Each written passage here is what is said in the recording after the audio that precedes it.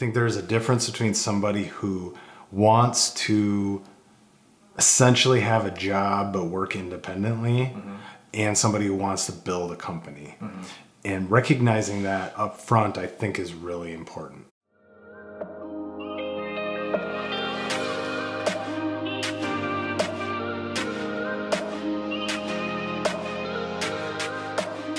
Hi, my name is Trevor Carlson, and I am the host of The Formula, where we break down and explore the elements of health, wealth, and happiness from guests from all over the world.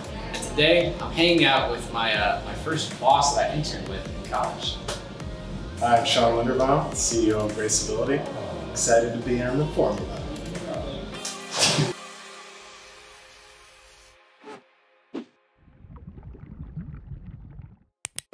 This episode is brought to you by LadyBoss. LadyBoss is the first global weight loss system and support community for women. Their mission is to help women lose weight while loving themselves again. They help women to gain their confidence back, improve their overall quality of life, and change the health of their entire family. They do this through providing the best information, products, and services possible in fitness, nutrition, and accountability. And we all know how important accountability is in sticking to a fitness routine and the diet.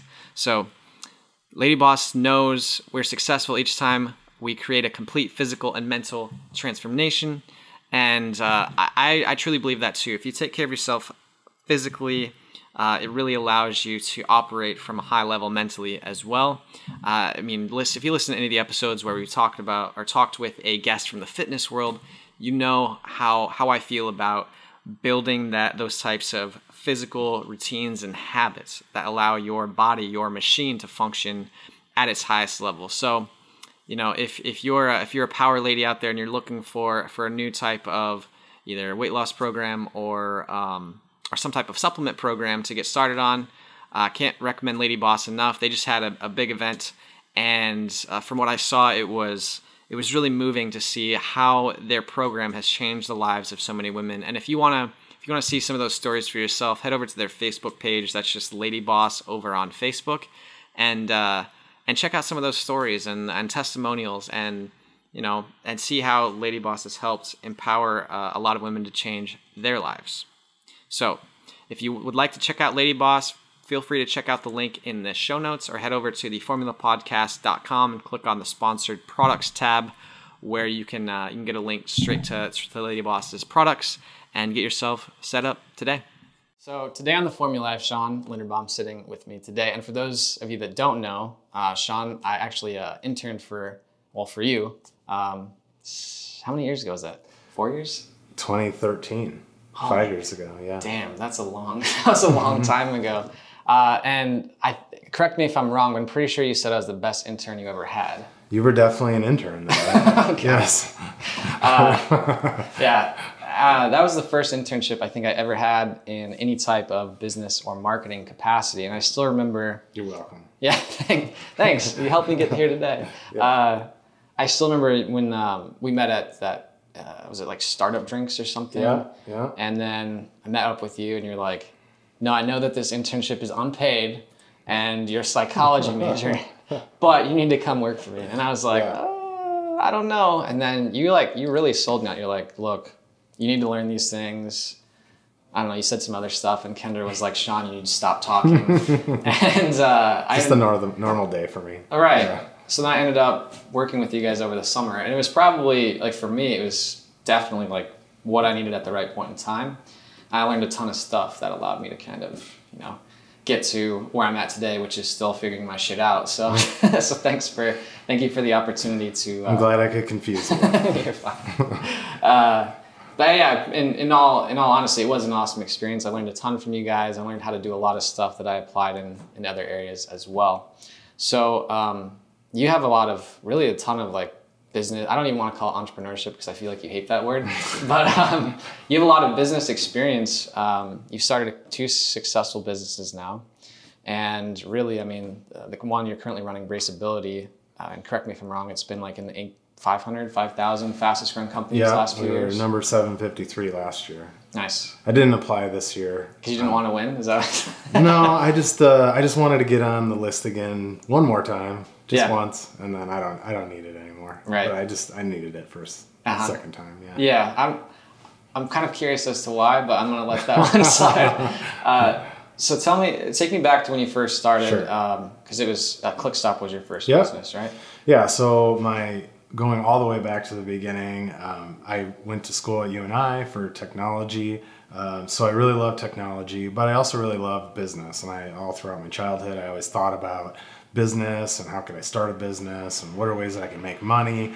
How can I sell things? So I was always in that mindset. I just never really knew how I was going to do it.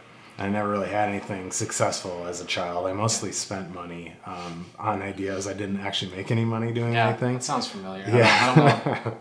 So in college, I knew that I really enjoyed technology. So I majored in that. Then I went to work for John Deere for a while because that's just the thing you did. You went and got an internship. Then in that internship led to a full-time job, and it was a career, and I was going to climb the corporate ladder, and everything was going to be amazing. However, during that time, I realized that working in a large corporation was really suffocating me. It's a fantastic company. I love the people there, fantastic company. It's just not for me. And it's because I have this entrepreneurship bug behind me, I guess. So my friend from college contacted me, and he knew that I knew how to do tech stuff and how to build websites. So he said, hey, could you help build me a website? So then as we got to looking at it more, we decided maybe we should turn this into an e-commerce business. So we started selling trucking supplies, tie downs, ratchet straps, that sort of thing, through the internet on using very basic e-commerce shopping cart that was available at the time. This is in 2004, 2005. And that business started to grow. And it was very slow at first, but then fast.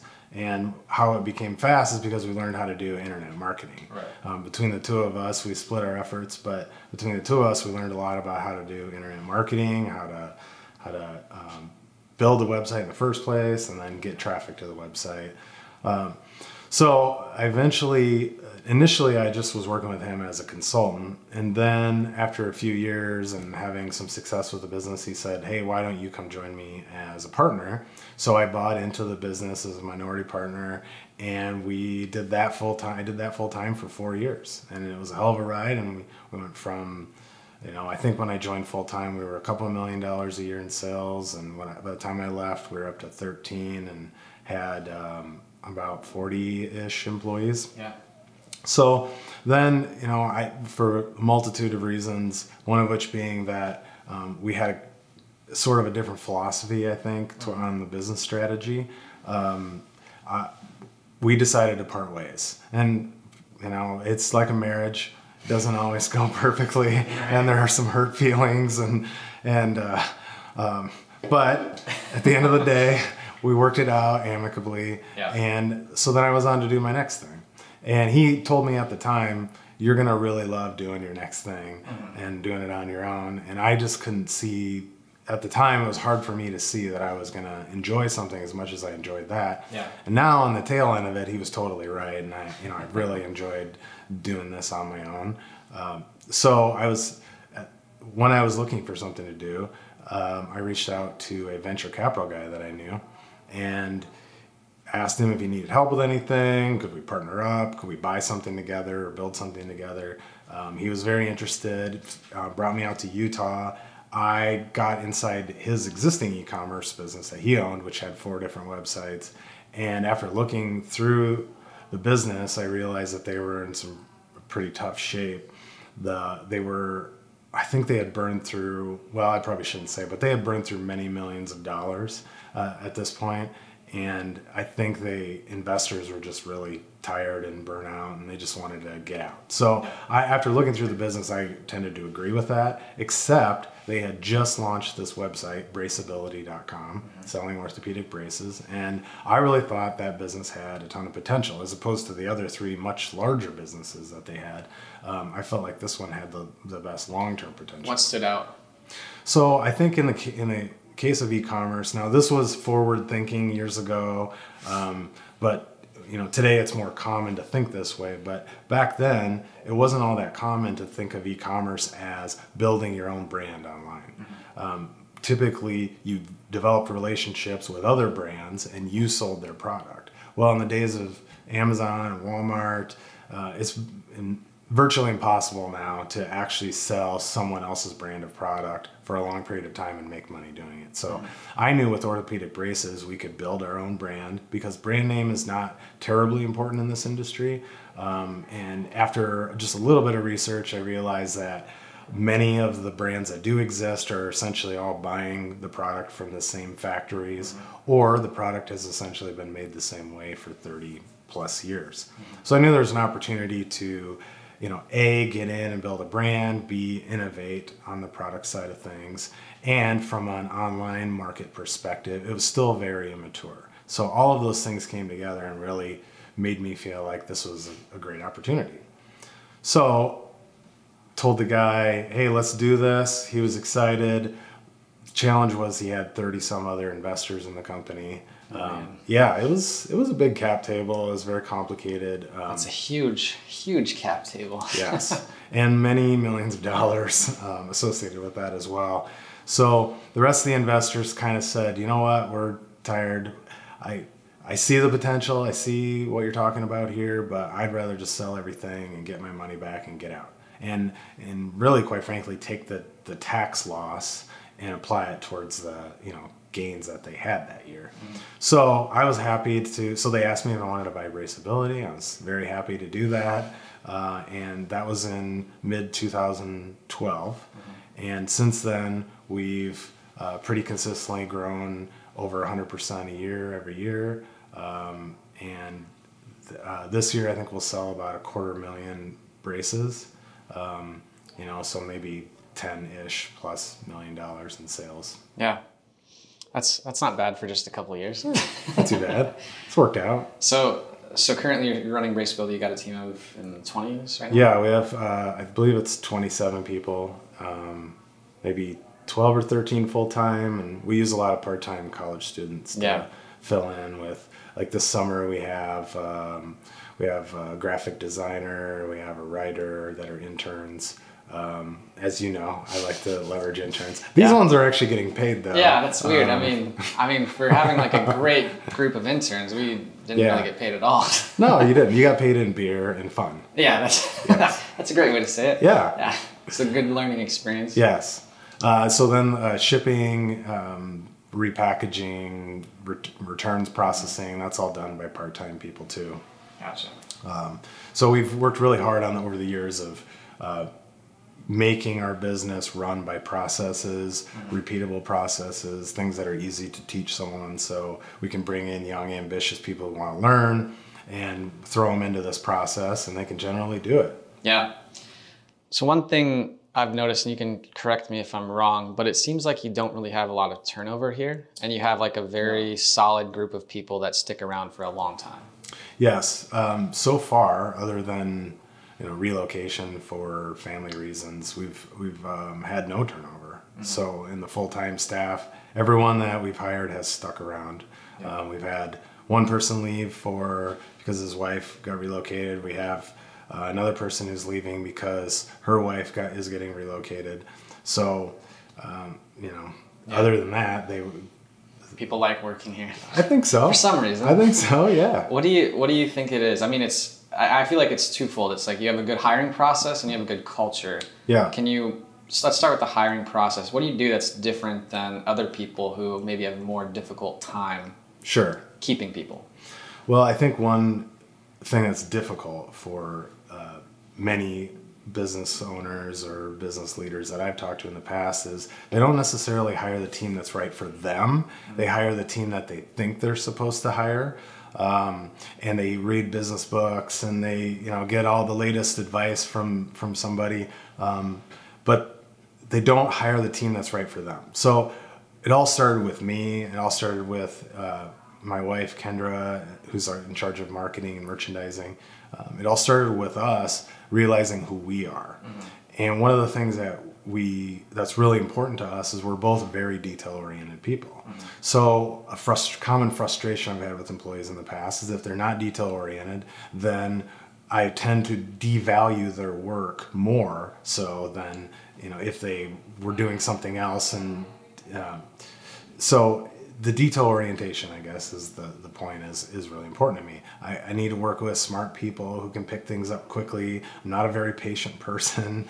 Kendra's not very patient. So neither one of us want to sit around and spend a lot of time explaining things.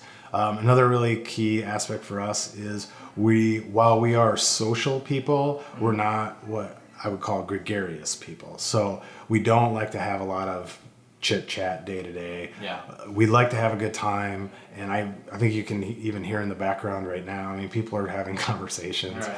But generally when you come in here on a day to day basis, it's completely silent because everyone's just putting down their head and working. So we focus very hard on hiring people that are detail oriented, that are smart, and that generally like to put their head down and work. And that's not necessarily the right person for everybody or for every situation, but it's the right person for us generally when it comes to the warehouse or operations side of the business, or when it comes to marketing. Now in customer service, we look at it completely different. So in customer service, they need to be extremely outgoing. They need to be very social. They need to love talking to people all day long. So what we did is found those people, and then we put them together in their own room where they can talk all day long, and it's fantastic. So they get what they need, and they're serving a very important role in the business. But then for everyone else who Kendra and I are going to interact with on a day-to-day basis in terms of helping them, guiding them, coaching them, then we want them to share some of these other common traits. And I know there's a lot of talk about diversity, right? Like you need to have a very diverse workforce, and I think that people are looking at it completely wrong. It's not about your gender or your race or your background or your work experience. It's about this shared set of values and how you work. So are you a detail-oriented person? Do you have a strong sense of urgency? Are you a very social person? Those are the types of things that I think need to be uniform for a very high-functioning team.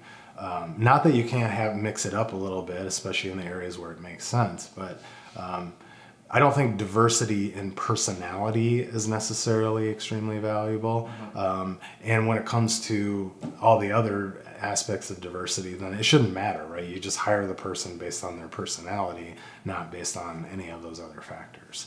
So when it comes to our hiring process, essentially what we do is, first of all, we started with knowing who we are. Then secondarily, we give all of our candidates that we like a very detailed personality test. So in that personality test, it measures all those factors that I was talking about. How social you are, how thorough you are, how much you can see the forest through the trees, those sorts of things. And then we hire very exclusively based on, I shouldn't say very exclusively, but we hire in large part due to the results of the test, and do they match what we think this role needs, and do they fit into the overall culture here. Yeah, I love that you broke that down too, because that's how I like to have things laid out.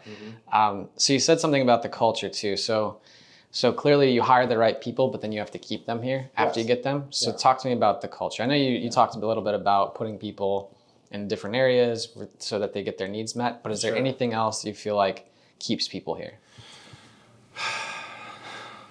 Deep sigh. Deep sigh. I'm a cynical person. That's something I've learned about myself through my personality testing. Is technically the measurement is skepticism. So I'm like a 75% in skepticism. So I'm generally, when I hear some guru talking about some culture thingy or whatever, I just roll my eyes and say, bleh. Because really what I believe, anyway, that culture comes down to is it starts with the people at the top and what you believe and how you carry yourself from day to day. Then secondarily, do you hire people that complement you, that have shared values, but also complement you from a skills perspective? then most importantly, are you delegating responsibility to those people so then they can fully achieve what they're capable of? And that to me is your culture. Now, we have a pool table in the office, we have beer on tap, but really that comes down to stuff that I want. Yeah. Like, I like playing pool and I like beer. Yeah. And I like having beer 10 feet from my office. Yeah. So I don't do that because it is a culture initiative or because it's going to attract the right talent. I do it because I enjoy it. And therefore, I think other people that also enjoy it will be attracted to work here as well, which is generally going to be the people that have, shared interests and values to me. So do you ask people in the interview process if they play pool or like beer?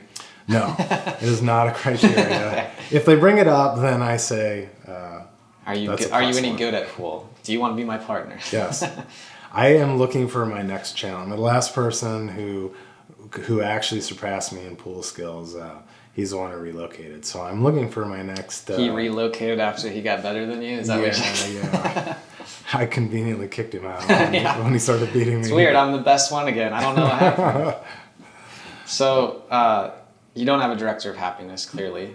You're looking at him. Oh, jeez. I'm the happiest person you'll ever meet. I can tell. I mean, I think if I walked in and you're the director of happiness with all the bright colors in here, I would be overwhelmed. Stark white walls.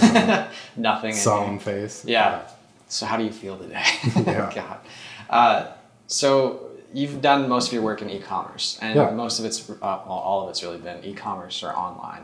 Yeah. What do you think? Because a lot of people have tried to build a lot of the same things that you have. Mm-hmm. They get into drop shipping, they do all kinds of different stuff, and Yeah. they see different levels of success. But what you've been able to do is, through the last 15 years, right? Yeah, I guess so. Was it two? Thanks for the reminder. Did you say 2002? 2003, 2004 is really when we got started. Yeah. 14 years. Yeah, I was like doing the math. Like, how do you add? You're a psychology major. Yeah, I know. Not a math major. Yeah, right. Okay. Thanks for that. Not very detail oriented either. So 14 years, you've seen a lot of success over that time. What do you think has differentiated you in your ability to sustain that success versus other people who maybe haven't either reached the same level or have reached it and then kind of, their business has failed? What's been the difference for you? So first of all, you're assuming that I feel like I am successful, which is a big leap, but I have accomplished some things. There are many ways to earn a living. And in most cases, I would tell a person, go work for somebody else and save. That's probably that's probably the best way to having actual wealth and not having gray hair when you're 35. However, if somebody really does want to start a business, they really want to do their own thing, then I think there are, again, multiple ways to do it. You can think more short-term oriented, which is a little bit more towards having a job, but you're in more control of your time. And then there are people who want to build a business for the long term that will stand the test of time. And I've always leaned more towards the stand the test of time kind of business. So you suffer severely for 2 to 4 years building the business, then because you're investing for the long term. So that's the thing that I do differently than a lot of people is I always invest for the long term. So I could buy this system here for $10 a month, or I could get the $100 a month system, but the $100 a month system is going to last me for 5 years, and it has features I won't use today, but I know that I will use them at some point. Or do I buy versus rent something? Like right now, we just leased this really expensive printer to be able to print our own stuff. And it's like the whole thing seems ridiculous, right? Because you can just outsource it to any of 10 printers, and locally that would be happy to do it. But I know that our volume of printing is going to continue to grow, and over time it'll be substantially cheaper for us to do that. So a little short-term sacrifice for long-term gain. We just hired a full-time controller who's a CPA, and I definitely would not need to run the business. I would not need a controller with a CPA with her kind of upside potential. However, I'm investing for the long term. So I'm going to suffer some financially in the short term for the long-term gain. I don't find anything wrong with somebody who would prefer to freelance, or, they build a business that's basically going to earn them a living for 12 or 18 months, and then they're going to have to do it over again. Because some people are inspired by that process of creating the next thing over and over again. Some people are always have a new project going, and so they have to find a way to turn their interest in creating projects into income. And that's totally fine. My approach is to invest for the long term. Yeah. So suffering. That's my advice. Suffer, and you can build a business. Yeah. For the long I mean, you don't have any gray hair though, right? Yeah. I get a little bit right here on my beard. Yeah. Okay, I didn't even notice, so it doesn't count. Thanks. Okay, so let's back up a little bit. Let's assume that you had to start a new e-commerce site tomorrow. Sure. Like somebody came in and they offered you like $1 billion for BraceAbility. Well, maybe that's unrealistic, but you're like, all right, I'm out. Take less. Right. And you have to start a new site tomorrow. Let's say you don't have a budget. You're just going to go do it. Okay. I guess it doesn't make sense if you have $1 billion, but let's say you have to start over tomorrow. I would not work. I would not start another business. You'd probably get bored, but yeah, I'd do something. Yeah. So you got to start tomorrow. I understand the question though. So things have changed so much in e-commerce over the years. So in the first phase of my e-commerce career, it was all about SEO, paid advertising, like just learning all the tips and tricks and doing it better than the next person. And in some cases, just getting access to the product in the first place was hard. So in the second phase of my e-commerce career, it became a little bit more about building a brand and using that to enhance your online marketing efforts. And then the age of Amazon came about as part of that as well. So now, if I was to start a third phase of my e-commerce career, it would be very different because the atmosphere, the environment, the competition is totally different. Amazon is completely clobbering anybody who's selling a branded products, and now they're getting into the private label business themselves too. So I take inspiration from, here's a really good example. I'm a sucker for these direct-to-consumer online businesses. So I just bought a Quip toothbrush the other day. Oh, nice. Actually, I bought 4 of them. So the whole family's got them. That's awesome. So QUIP.com. Fantastic toothbrush. Yeah. So what these guys did is they said, I'm going to take an everyday product and I'm going to make it substantially better. And I'm going to invest a bunch of money in research and studies and whatnot. We're going to make the best damn toothbrush that has ever been invented. And then we're going to completely skip all the traditional ways that you sell. And we're going to sell direct to consumer, and we're going to leverage influencers and Instagram and Amazon. We're going to leverage it all. And we're going to set up a really nice, easy Shopify store that's beautiful. And then we'll just keep adding to that as time goes on. Harry's Razors is another one that did that. Warby Parker is another one. And eventually they're all circling back around and they're going to start retail stores and the whole big pendulum will swing back again. Yeah. But that's how I would start. I would try to find a totally broken product or a product that could be improved substantially. And then I would market it direct to consumers. Yeah. And these direct to consumer businesses like Quip, like Warby Parker, like Harry's Razors, they're getting tons and tons of money from venture capitalists to do this at ridiculous valuations. Yeah. So I think that there's an appetite for this kind of a business. Now again, you have to have a very long-term oriented approach to it because you have to invest a ton in building your brand, in product development, and in convincing people that this new way or this new type of widget or this new version of the widget is actually substantially better than the version they had before. Yeah. Whereas with how I started with my businesses, we said, you need one of these. I have one of these. Here it is. I'm going to sell it I'm going to show up first or I'm going to sell it for less. Yeah. But nowadays, it's much more about having a differentiated product that is substantially better, and you have to rush to build your brand before the copycats come in right behind you. So, I mean, these quip people, if they don't have patents on this stuff, guess what? There's already somebody in China saying, yeah, I can make that. Yeah. And then they're going to start, in some cases, Chinese companies are actually selling directly into the US through their own Shopify stores, through their own Amazon marketplace, or some really smart kid is going to go to the factory there and say, hey, can you make me this toothbrush? Yeah, sure, no problem. And then they're going to have a copycat version. Yeah. So the way that Quip in particular can get around that is they have to build a brand quick, which means they invest a ton of money. Yeah. So I think it's actually harder in some cases these days to start a long-term successful brand. I just was fortunate to get in early enough. Yeah. Not to say that it's impossible, but you Yeah. have to have a truly unique product that people love. Yeah.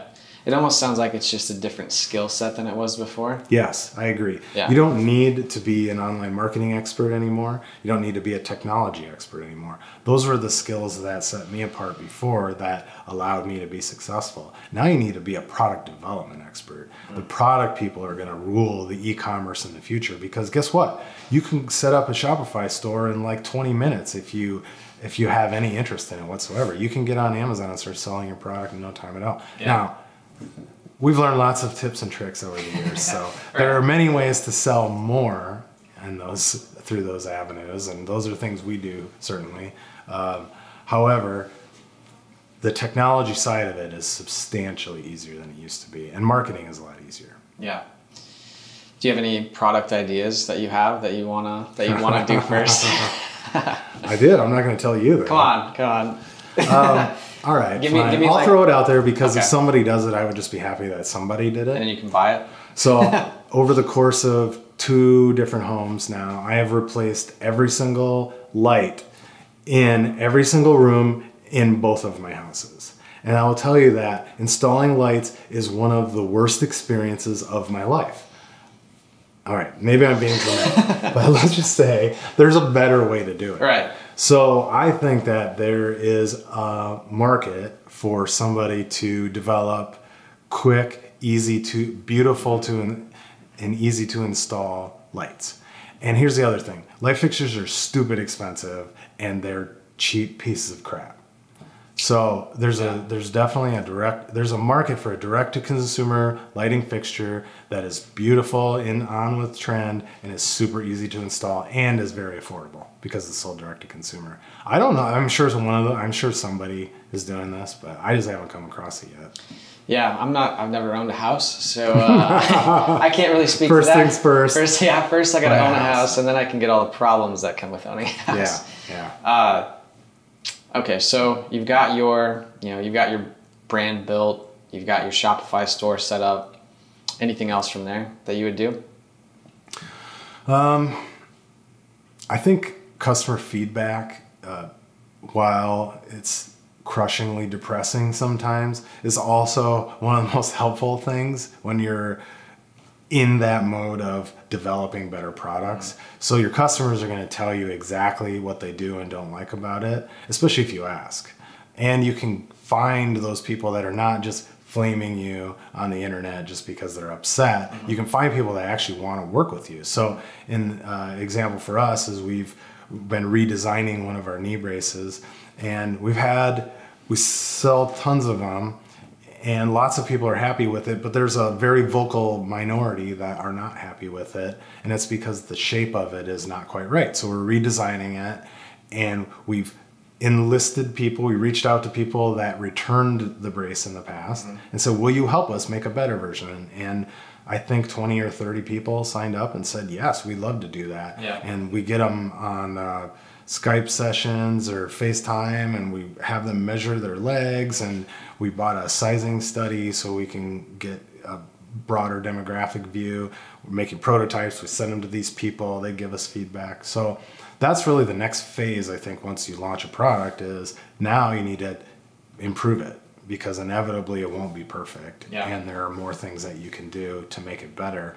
Then once you get to that point where you've truly done something uniquely different and better, then your customers will start selling for you. Yeah. So you can do lots of social media advertising. We certainly spend a lot on that, amongst other things. However, the very best is free advertising that your customers do for you because they are proud to be a customer of yours. Yeah. So I'm not a social media person, so I'm not going to go tell anybody that I bought a Quip toothbrush, but I'm very happy with it. So if I was a social media person, I would have told someone. I would have said, yeah, you should buy this. This is pretty cool. You got an affiliate link for Quip? Is that what's going on? I should do that. There you go. Send it over. I'll put it in the show notes. Yeah, right. You got 35 cents. I don't care if I get 35 cents. It's just a cool toothbrush. Yeah, no, I'm actually familiar with them because I was doing some, before I went to Prague, I was looking up like backpacking stuff I could pick up. And, yeah, because it has a sweet travel thing.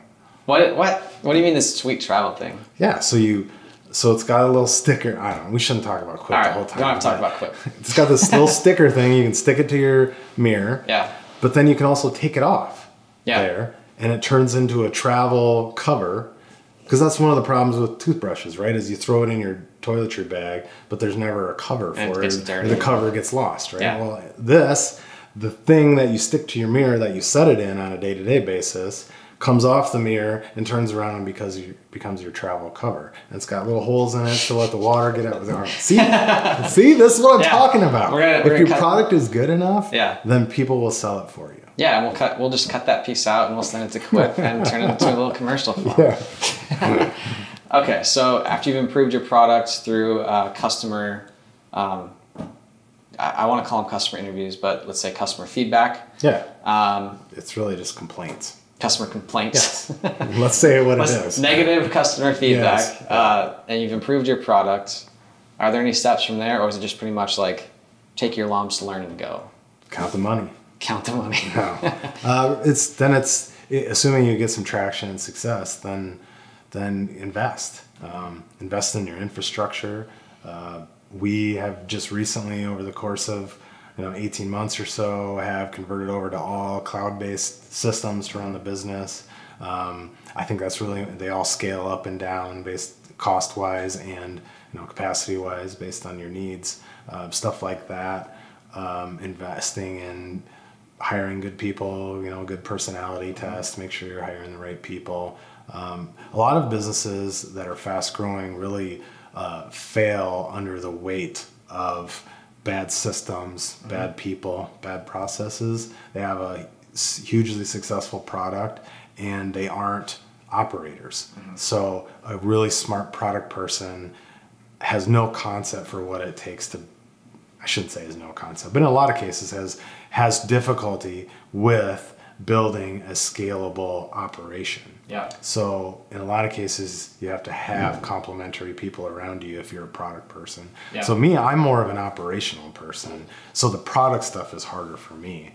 But I think the future of e-commerce is going to be more product people who are going to struggle with the operational side of it. The good thing is, with systems-wise, they exist now and they're abundantly available and easy to find on the internet. Yeah. However, on the people side of things, that's when it's difficult. And Amazon is a fantastic resource for both selling and warehousing, but they also suck in a lot of ways, and there's lots of things that don't work like they should. So you have to have smart operational people that can figure these things out, that'll sit on hold with some customer service person with Amazon for 3 hours to get whatever issue resolved. Yes.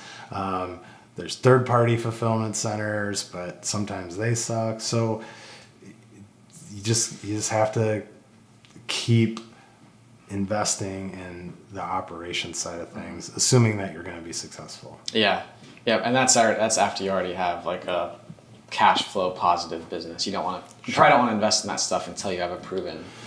Well, it depends on your approach. Right. I think it's difficult for people that don't have a track record to raise money. But if you do have a track record, then there's an abundance of capital available for direct-to-consumer businesses if the product is truly better. So I tend to prefer to bootstrap Yeah. just because it's more my nature to be in control and quite frankly, having investors and other people involved is requires a special kind of person who likes having other people involved as mentor and coaches and wants them to provide regular feedback and they don't mind the back and forth process of having them ask questions and giving them answers and listening to their opinions even if you disagree thoughtfully. I have a harder time doing that. Yeah. I think. Yeah. So maybe.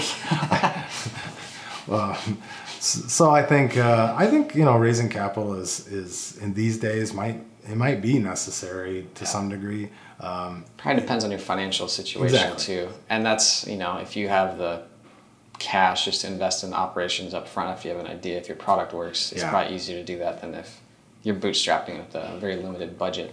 Yeah, and if you're developing a completely brand new product, like.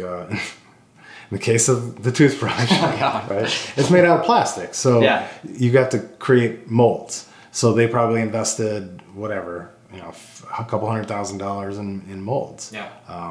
So there are some upfront expenses that are substantially higher when you're developing something brand new. Yeah. So I think, but that's the way that you build a business for the long term too. Yeah. And I think some people who know how to hustle and can go out and do pre-sales or Kickstarter and raise money up front for these things. There are ways to raise capital without having to bring on investors. I used to think that doing a Kickstarter was a really good idea, except then I started really thinking about it when I actually figured out how finances work. And it was like... You just learning about money? Yeah, I mean, a couple days ago. Okay. I hadn't thought about it in terms of Kickstarter, but people raise this money to produce 100 or 1,000 products, and then they sell those 1,000 products. They get that initial first 1,000 or 100 sales out the door, but then they basically have now this small amount of time, this budget that they've accumulated, whatever their profit margin is, to now figure out how to actually sell the product. Right. And that, to me, that just seems very... From a business owner perspective, okay, I've sold 1,000, I should have a successful business now, but now I actually don't know what the cost of a customer is. Yeah. And I don't know how to sell it. Right. Well, again, it all comes back to the product, right? Is the product great? And do you have fantastic margins on it? Right. If those two things exist, then these Kickstarter people they're gonna go out and sell it for you. And then secondarily, if you're smart, you're going to take all of your Kickstarter money and you're going to invest it in buying substantially more product than you need just to fulfill those orders. And you can do that if you have great margins on the product, if it's designed well so it can be made cheaply, but the value is high so you can sell it for way more than... So the toothbrush, right? God, I can't stop talking about it. It's a great example though, right? Because it's exactly the kind of thing that you're talking about, starting a brand new business in this day and age. An e-commerce business. So they have some plastic, a little bit of some electronics, but it's probably generally stuff that already exists. Yeah. And then they have some rubber molds and a little metal mold that they had to make. But generally speaking, and this is a pretty cheap thing, and they're selling for $20. So let's say it costs them, even on the high side, $4 to make.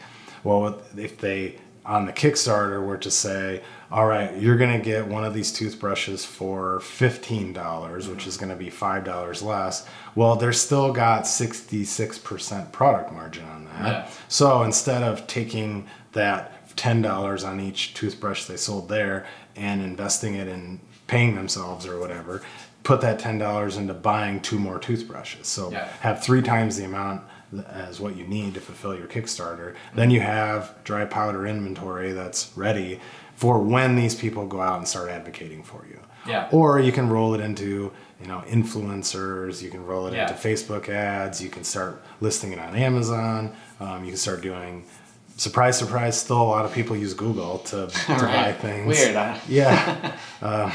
It seems to be dwindling, but it's still there. Yeah. There's lots of ways anyway to get it out, but if the product is great, then it sells itself. So I know you do a lot of mentoring, right? So you meet with a lot of local startups, and I know you've invested in some companies. I guess I'm curious as to, because we've had these conversations before where you're like, dude, you need to do this. And I'm like, oh shit, you're right.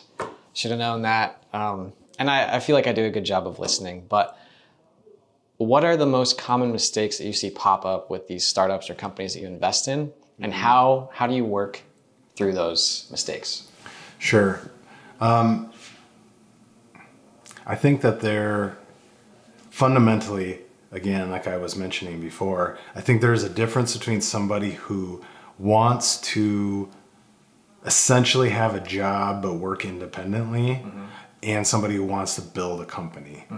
And recognizing that up front, I think, is really important. And they are both entrepreneurship. It's just a completely different kind of entrepreneurship. Are you building a business that is going to have employees and where you're going to be the CEO of the business? Or are you going to be a one person or just a few people operation where you're doing something a profession that you really love, but you're not building a business? Yeah. And I think a lot of the people I encounter are more on I want to control my work schedule and do this thing that I really like doing, but I'm not necessarily gonna build a 20, 30, 100 person company. So I think just recognizing that up front, what is it that I'm trying to accomplish?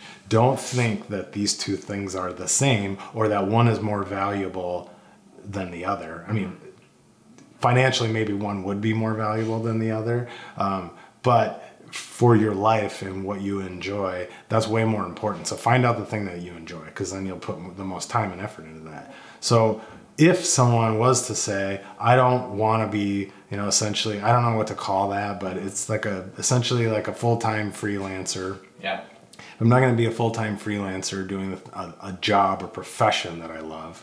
Photography, videography, graphic design.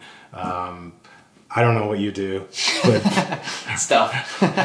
Content producer. Yeah. That's kind of your thing, right? Yeah. You'd like to create content, and particularly in this industry. So that's a different thing than creating a business and being a CEO of a business. Yeah. So if you're going to be the CEO of a business, then the thing that I think I see most people get stuck on is they don't adjust fast enough, or they quit before they see their adjustment pay off. Now, let's be frank, right? There are smart and dumb people in the world, and there's Darwinism, and some people are going to survive, some people are going to thrive, and some people are going to die. And that's just the way of the world. So not everyone is cut out to be the CEO of a large business. It's just we all have our strengths and weaknesses and different personality traits, and you just have to be a special kind of, I don't know, weirdo slash sociopath to be a CEO. Are you self-diagnosing right now? Is that what's going on? Definitely a glutton for punishment, I guess. Yeah. So I think this kind of a person then, if they are the right kind of person, they have to really stick to things until they find the path that's actually going to work. So, for example, with BraceAbility, we got started, spent a lot of money on advertising and product and lots of different things, right? And most of it didn't work, but a few things did work. So I learned from that, and I said, I'm going to stop doing the stuff that's not working, and I'm going to do more of the stuff that is working. So now, many years later into the business, I'm essentially doing the exact same thing that I started doing in earnest 3, 4, 5 years ago. And I'm doing it over and over and over again. Yeah. And we're doing it better and better. Why? Because it's still working. Yeah. And the minute that it stops working, then we need to adjust and do something different. So I'll encounter people who are doing something over and over and over again if they've been around a while, and they're not growing, and they wonder why. Well, guess what? Whatever you did before to grow your business stopped working. So now you need to do something different. Yeah. Or someone is at the beginning stage, they are trying lots of different stuff, and maybe they don't even recognize that this little thing over here is working and nothing else is. Yeah. But this little thing that's working, maybe it's just not quite as fun, maybe it's not quite as sexy, maybe it requires some long-term investment in order to get the returns. So there are people who try lots of different marketing strategies, and they might try one strategy and it works really well, and there are other strategies they try that don't work at all, and maybe they don't even recognize the strategy that's actually working or not, or maybe they don't like the strategy that's working because it's not very fun, or it's not very sexy, or it's not something that they really want to do on a day-to-day basis. And I think that's probably in some cases it's a virtue, in some cases it's a curse, where an entrepreneur will only do the things that they enjoy. And if that thing happens to be something that makes you a lot of money and is really valuable to what your business needs, that's great. Keep doing that. Steve Jobs is probably a great example, right? In a huge, massive scale.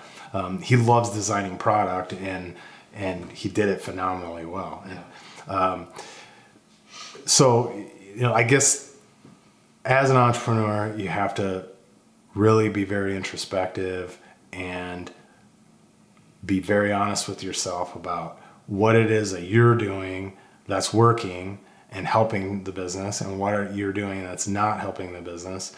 And you need to do more of what's working and less of what's not. Yeah. I think that kind of comes down to knowing, well, first of all, being able to look in the mirror and figure out what you're good at and not good at. I think Peter Drucker wrote something called Managing Oneself.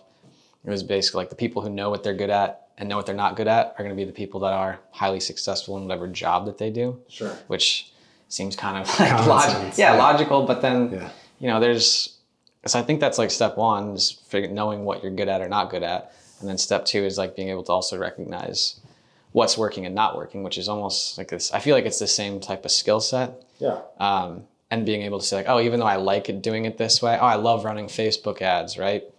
But if you can't recognize that it's not working and try something else, then you kind of get stuck. Yeah, maybe you should be going to trade shows instead of doing Facebook ads, right? Yeah. How radical of a difference is that? Yeah. But if you just hate going to trade shows, then you just want to shoot yourself, right? Yeah. But what if that works? What if you get huge amounts of business every time you do that? Yeah. I don't know. I would probably lean towards Facebook ads too. Yeah. But you never know. You got to try, and then you got to be honest about what actually worked. Yeah, and then you don't have to go to trade shows forever either. You can just go for a while. And if they're that successful, I think you should go forever as long as it works. That's my point. Well, the same thing with Facebook ads. If you find a funnel that works, wouldn't you put as much money as you could into it, if it works? Yeah.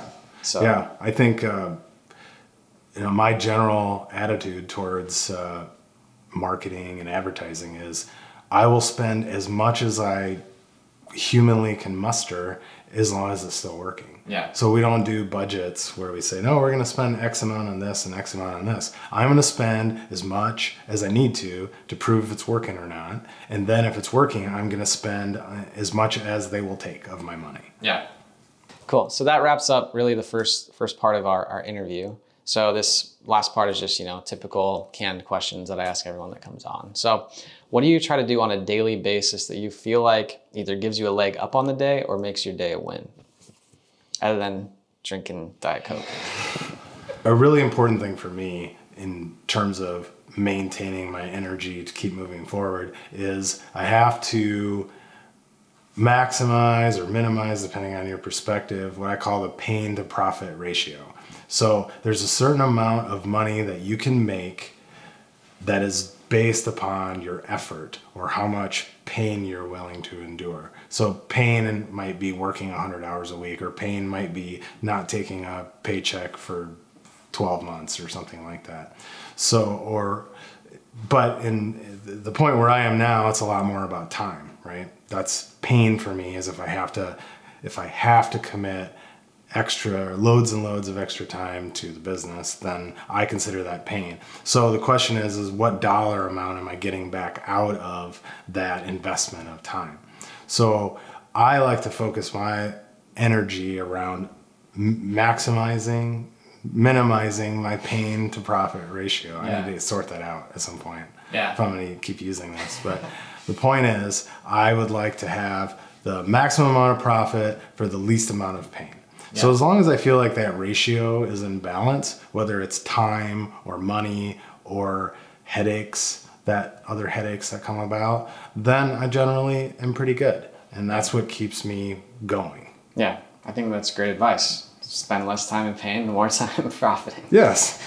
Yeah. I know you read somewhat. I don't know if you're an adamant reader, but I know you've read quite a few books. Mm-hmm. If you had to gift one book, or you had to think of one book that was the most impactful for you, what would it be? It's a book called Focus by Hal Reese. You've heard this before, haven't you? Maybe. Yes. Yeah. You're one of those people that I've recommended it to, I think. And I don't know why. So to briefly summarize it, you can hear a lot of, if you read the book, it'll sound a lot like things I've been saying today. So it very, very greatly influenced my philosophies towards business. The general idea is you can't be great at all things. So you should just try to be great at one thing. And a lot of people have multiple companies, multiple brands. They have tons and tons of ideas that they want to try, tons of marketing channels. And essentially what he says and demonstrates through lots and lots of research is that the companies that stand the test of time tend to do one thing really, really well. And the counter argument to that always is, well, I want to diversify, or I want to have a backup plan. And essentially what he says is that having a backup plan is what kills your primary plan in the first place. So in the spirit of, I don't know if this is a Greek mythology or whatever, once you hit the beach, burn the boats and don't have a backup plan. That was like Cortez and the Aztecs. Okay, there you go. Yeah. So the point is, don't have a backup plan. If you don't have a backup plan, then you're going to make your primary plan be pretty good. Damn. I'm getting a lot of like really interesting, like impactful advice today. So good. That's you should have heard it, listened to it the first time. I know. It's just I'm glad you're getting it again. I'm kind of like a broken record. Every time you come to me, I'm going to say the same stuff. I know. Oh man. All right. Anyways, so I'm definitely gonna have to pick up Focus again and read it at least one more time. It's an older book, but it's very relevant. Yeah, and it's along the same lines as like The One Thing, right? Those are two very similar ones. I did read that one too. You know what? That was very unmemorable for me. What? I've had it recommended, and I feel like it's just like I was already like, yeah, I'm with you. Yeah. Bro, you don't need to remind me again. Okay. So I had that something. There's a lot of more recent books that are really good. I just feel like, I get it, man. Yeah. You know, yeah. A lot of I've read it in 12 other books, and I agree. Yeah. So, is there I know we talked about a lot of stuff, business, your pain to, what did you call it? Pain to pleasure? Pain to profit. Sorry. Okay, that's a whole other thing we're talking about. Moving on. That's a different show. We do that later. Right. So is there any message that you'd like to leave the audience, whether that's, an entrepreneur or somebody that's considering starting a business? Yeah. Any type of message you'd like to leave them? Go get a job and save your money. Mm-hmm. And if you just really, really hate it, like you just feel like you are dying inside every day, then go start a business. But generally, for the average human, going to work for a great company, being a fantastic employee, and saving your money is by far the best path towards financial independence and having the life and the retirement that you want. It's just the fact. And it seems pretty crazy for an entrepreneur to be saying that, but this is not friggin' easy. Yeah. And from a financial perspective, sometimes you hit a home run, sometimes you start over at zero. Yeah. And meanwhile, if you had spent the last 10 years working for somebody else, saving like crazy, like I did when I was at John Deere, then all of a sudden you got a nice little nest egg and you got a house and you have real assets, and your life is pretty easy. You can go home and like turn your brain off at night, and that's pretty cool. Yeah. But if you're like me and doing that job makes you feel like you're dying a little bit every single day, then all right, maybe you should do something else. So then the question becomes, are you going to be a full-time freelancer? Are you going to be practicing a skill? Are you a doctor? Are you a graphic designer? Are you a thing? And you just want to control your own fate a little bit more? Great. So that's a different path from, do I want to start a company that has real humans working for it and has lots and lots of risk and competition and all that stuff? Which one is most important to you? And if you're going to do the latter, then just be ready for many years of pain. Yeah. And it all comes down How's to that for an inspirational speech? That's like, don't do it, and if you do it, it's going to suck. Yeah, I think it's very... And every once in a while, 1 out of 1,000 actually turn into BraceAbility. Yeah. Well, I think it's just... I think it's true, though, you know? Like, yeah, I don't even know what the stats are. I just know, like, tons of businesses fail every year. And, I mean, a lot of people try a lot of stuff, doesn't work out, speaking from personal experience, too. And it's really not always fun. It's like, oh, shit, I have to stay until 11 again tonight? This is great. Anyways, if they want to check out anything at BraceAbility, or, you know, let's say somebody wants to find some of your stuff for inspiration. We are easily found on the internet. Yeah, Google BraceAbility. So if you hurt yourself, need a knee brace, back brace, anything to make yourself feel better that is legal and goes on your body, we pretty much have it. Okay. So braceability.com. Awesome. Well, thanks for taking the time, Shaun. Yeah, my pleasure. Well, ladies and gentlemen, that is a wrap for this show. Thank you for tuning in. I'm your host, Trevor Carlson, and I appreciate you taking the time to stop by, and whether it's viewing our episodes or listening to our podcasts or reading our blog posts, all of you guys really help keep this show going. So I much appreciate your time and attention, and hopefully we provided a little bit of value for you. Now, if you're interested and you think you might enjoy getting some blog posts, emails, other podcasts, guides, any of that sort of thing sent to your inbox every week, go ahead and head over to theformulapodcast.com and sign up for our email list today. That's a wrap for this week's show. Thanks again, everyone, for stopping by, and I look forward to you tuning in next time.